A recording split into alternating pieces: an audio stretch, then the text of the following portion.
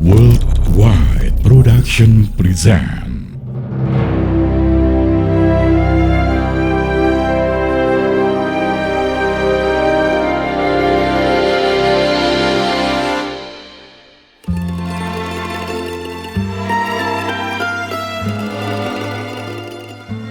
Heldy Jafar merupakan istri terakhir Presiden Soekarno.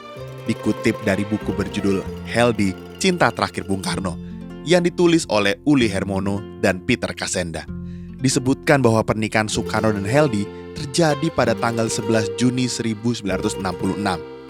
Saat itu, Heldy merupakan anak bungsu dari 9 bersaudara yang menikah di usia 18 tahun.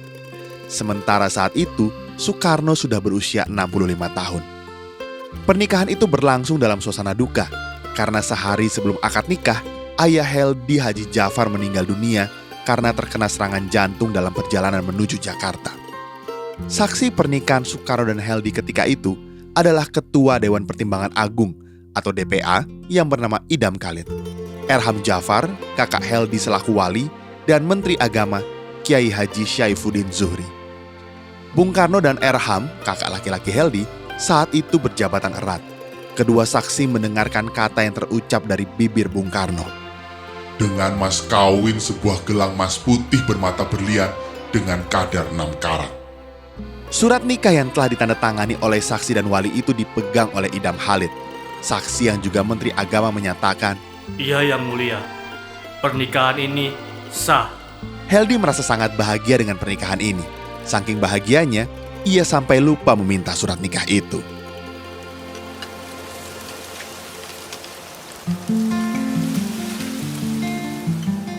Pertemuan awal Soekarno dan Heldy terjadi pada 1964.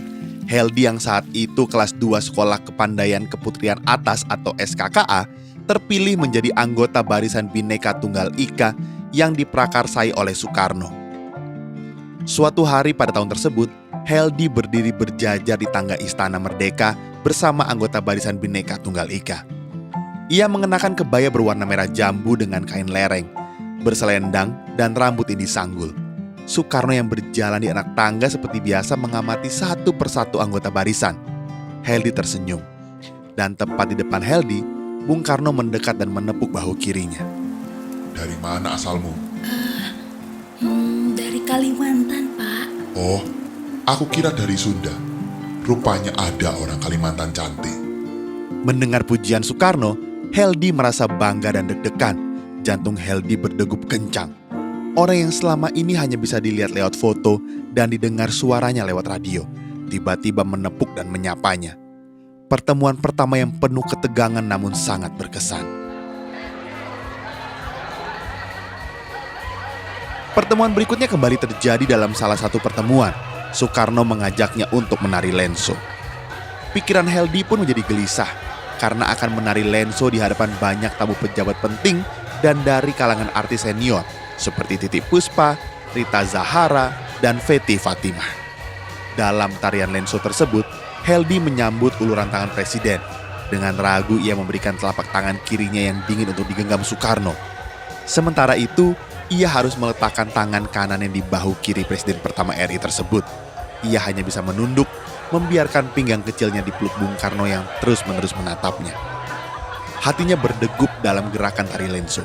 Tak hanya itu, para tamu mulai bernyanyi. Baju hijau siapa yang punya? Baju hijau siapa yang punya? Baju hijau siapa yang punya? Baju hijau bapak punya. Lirik dalam lagu tersebut menyadarkan Heldy. Matanya menyapu ruangan mencari-cari orang berbaju hijau. Setelah diamati, barulah Heldy sadar bahwa ia satu-satunya orang yang berbaju hijau. Saat menari lenso, Soekarno berbisik menanyakan namanya, asal sekolah, usia, dan meminta izin untuk bertamu ke rumah Heldy. Pada 12 Mei 1965, Soekarno berkunjung ke rumah Erham tempat Heldy tinggal. Soekarno datang dengan penampilan berbeda, yaitu tanpa memakai peci, celana panjang hitam, kemeja putih lengan pendek yang kancing atasnya dibuka, bahkan mengenakan sandal. Soekarno bertemu dengan Haji Jafar yang saat itu berada di Jakarta. Soekarno langsung menyatakan ketertarikannya kepada Heldy, namun Heldy merasa terlalu muda dan meminta presiden mencari perempuan lain. Soekarno hanya tersenyum dan memberikan bungkusan kecil berisi jam tangan Rolex. Setelah kunjungan pertama, Soekarno semakin sering ke rumah Erham. Pada Juni 1966, cukup 1 tahun bagi Heldy menjadi kekasih Soekarno. Ini waktu yang cukup bagi Soekarno untuk menikahi Heldy. Pernikahan tersebut hanya bertahan 2 tahun. Selain karena Bung Karno sudah dilengsarkan, sang pemimpin besar revolusi pun mulai sakit-sakitan.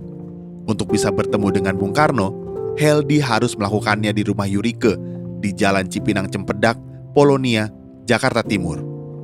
Yurike adalah istri Soekarno yang berdarah Manado. Di sisi lain, Heldy mulai gundah karena kedatangan orang ketiga. Di antara para lelaki pengagum Heldy, ada seorang pemuda gigih bernama Gusti Suryansyah Nur, putra Pangeran Muhammad Nur, mantan Menteri Pekerjaan Umum. Hingga pada suatu hari, Bung Karno dan Heldy bisa bertemu di masa yang sulit. Heldy meminta izin untuk menjauh dari Soekarno. Mas, maafkan saya. Kalau boleh, saya ingin menjauh dari Mas untuk melepaskan diri. Kondisi dan situasi saat ini sangat menyakitkan hati saya. Tidak bisa begini terus, harus ketemu di rumah orang lain. Kata-kata itu menyeratkan Heldy ingin meminta cerai. Namun hal itu ditolak Soekarno yang belum ingin berpisah. Dan seiring berjalannya waktu, status mereka kian tak jelas. Dibilang istri sulit, cerai pun tidak. Sampai pada akhirnya Heldy menerima pinangan Gusti Suryansyah, putra Pangeran Muhammad Nur dari Istana Kutai Kertanegara pada 19 Juni 1968. Dalam pernikahan tersebut, Heldy mendampingi suaminya di Departemen Pekerjaan Umum dan aktif di Dharma Wanita. Ia dikaruniai 6 orang anak dari pernikahan tersebut. Heldy Jafar, istri terakhir Presiden pertama RI Soekarno, wafat pada Minggu 10 Oktober 2021. Heldy yang lahir pada 11 Juni 1947 di Tenggarong, Kutai Kertanegara, Kalimantan Timur. Ia menghembuskan nafas terakhir pada usia 74 tahun.